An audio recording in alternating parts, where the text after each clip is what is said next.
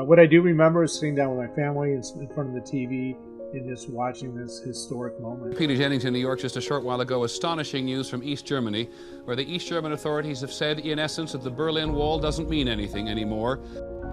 Its purpose was to stop East Berliners from leaving the communist-run side of the city for the more affluent, democratically ruled West. The East German government said tonight they were going to make more openings in the wall, at least a dozen more. Put bulldozers right through the wall so that more people could cross to the west. How do you measure such an astonishing moment in history? Thousands and thousands of West Germans have come to the wall to see for themselves. I just graduated from college. I was living at home, and this was big news, the dismantling of a symbol of a divided Europe. Mr. Gorbachev, tear down this wall.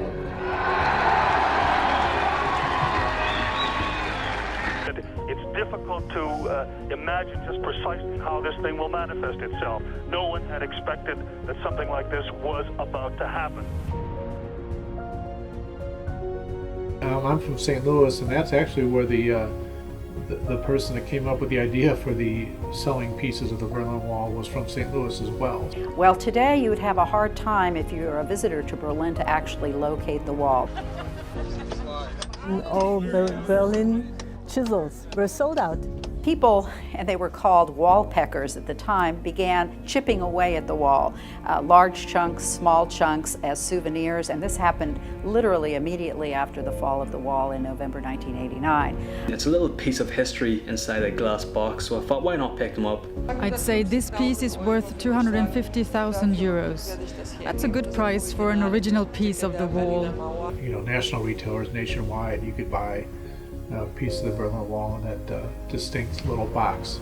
There are only about 4 or 5 places throughout the city that you can see large sections. Again, this was a big moment in history, and the chance to own a little piece of that wall, it was such a part of the news cycle, and the folks that got these little pieces out did so very quickly. So the opportunity to own something of historic value like that, it was a little bit kitschy, but I think it was also you know, for collectors, it was kind of a fun thing to have.